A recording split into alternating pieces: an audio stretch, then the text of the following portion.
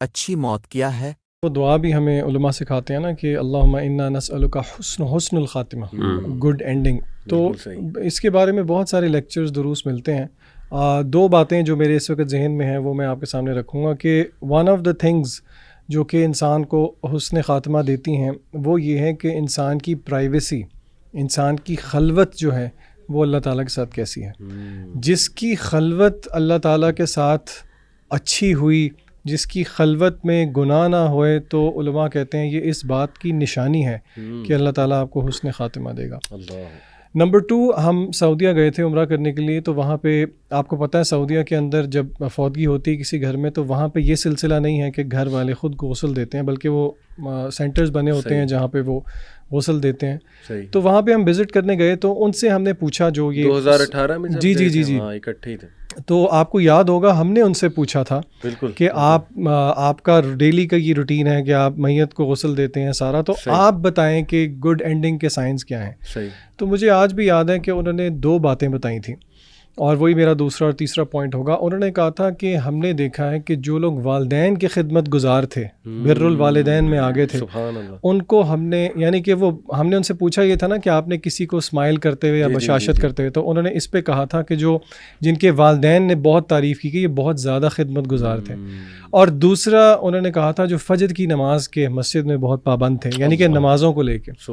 تو یہ 3 پوائنٹس جو ہے نا یہ بہت زیادہ میں بھی یاد رکھتا ہوں کہ اپنی جو پرائیویسی ہے وہ کیسی ہو، والدین کے ساتھ حسن سلوک ہو، بلکہ ایک بیونڈ نیکسٹ لیول بر الوالدین جو کہ. اور نمبر 3 نمازوں کی پابندی، خاص طور پہ فجر کی نماز کی پابندی، کیونکہ فجر کی نماز کی سنتوں کے بارے میں یہ آ گیا ہے کہ اس کی سنتیں دنیا اور ما فیہا جو اس میں ہیں اس سے بہتر ہیں. تو پھر ایک بندہ مومن کے لیے فجر کی نماز با جماعت سے زیادہ پرائزڈ کوئی چیز نہیں ہونی چاہیے. زبردست، بہت بہترین، ٹو دا پوائنٹ 3 پوائنٹس. حدیث کی روشنی میں برو آپ کیا؟ جی میں اس حوالے سے ایک حدیث ذکر کرنا چاہتا ہوں کہ نبی صلی اللہ علیہ وآلہ وسلم نے فرمایا کہ انما الاعمال بالخواتیم، کہ اعمال کا جو دار و مدار ہے وہ خاتمے پر ہے، اینڈنگز پر ہے. صحیح.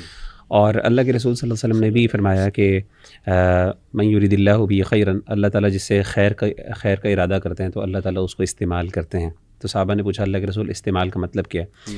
اللہ کے رسول نے فرمایا استعمال کا مطلب یہ ہے کہ انسان کو اللہ تعالیٰ توفیق دیتے ہیں ایسے نیک اعمال کی کہ جس پر انسان مداومت اختیار کرتا ہے، اور ایٹ دی اینڈ انسان کا خاتمہ بھی پھر انہی اعمال پر ہوتا ہے. تو اس سے پتہ یہ چلا کہ ہمیشہ انسان کو اللہ تعالیٰ سے یہ حسن ظن رکھنا چاہیے کہ یہ عمل کرتے ہوئے کہ اللہ تعالیٰ مجھے اسی پر ہی خاتمہ دے. کیونکہ یہ دیکھیں کہنا بڑا آسان ہوتا ہے کہ جی لا الہ الا اللہ، میں نے دنیا سے رخصت ہونا ہے، میں جو ہے وہ بیڈ پر ہوں اور میرے آخری سانس نکل رہے ہوں گے تو میں لا الہ الا اللہ کرنا پڑھنا کون سا مشکل، میں پڑھ لوں گا. ایسا اصل میں یہ نصیب کی بات نہیں ہوتی، صرف اس پہ محنت بھی ہوتی ہے، اس پہ محنت ہوتی ہے، اس پہ مداومت ہوتی ہے. آپ نے پوری زندگی جس بندے کی زبان کے اوپر ہمیشہ سے لا الہ الا اللہ کے کلمات چلتے ہوں، ہاں وہ مشکل حالات کے اندر بھی اس کی زبان سے جملے نکلتے ہیں. آپ خود دیکھیں کہ جب انسان کسی بات کرنے کا عادی ہوتا ہے، جیسے فار ایگزامپل ہم دیکھتے ہیں اللہ معاف کرے ایف ورڈ ہے یا ایس ورڈ ہے، کوئی بھی انسان کو ہاتھ لگتی ہے، کوئی چوٹ لگتی ہے، فوراً انسان کے منہ سے یعنی انکانشیسلی وہ ورڈز نکلتے ہیں. اور اس کے مد مقابل اگر انسان کے منہ سے لا الہ الا اللہ یا بسم اللہ یا حسبنا اللہ یا اس طرح کے ورڈز نکل جائیں اور اسی پر انسان کی موت ہو جائے، تو اس سے بڑی خیر کی بات کیا ہو سکتی ہے. اب یہ چیز انکانشیسلی اور انسان اپنے آپ کو اس پہ ٹرین کر سکتا ہے، لیکن اس کے لیے آپ کو اپنی لائف سٹائل تھوڑی سی چینج کرنی پڑے گی. ان سینس ظاہر ہے آپ کو ہر مومنٹ کے اوپر اپنے آپ کو شروع میں فورسفلی اس چیز کا کرنا پڑے گا، اور زبان پہ آپ کو ایک چیز کے جو ہے نا وہ جسے کہتے ہیں نا تکرار کرنی ہوگی، ریپیٹیشن لانی پڑے گی تاکہ وہ آپ کے لیے آپ اس سے یعنی اکسٹمڈ ہو سکیں. وہ بندہ جو ذکر بہت زیادہ، تو خلاصہ یہ ہے کہ جو بندہ اذکار بہت زیادہ کرتا ہے پرائمریلی، ہم اس سے ایکسپیکٹ کر سکتے ہیں کہ اس کا خاتمہ انشاءاللہ اشہد ان لا الہ الا اللہ یا لا الہ الا اللہ پر ہوگا، اور جس کا خاتمہ اس پر ہو گیا وہ جنتی. ٹھیک ہے.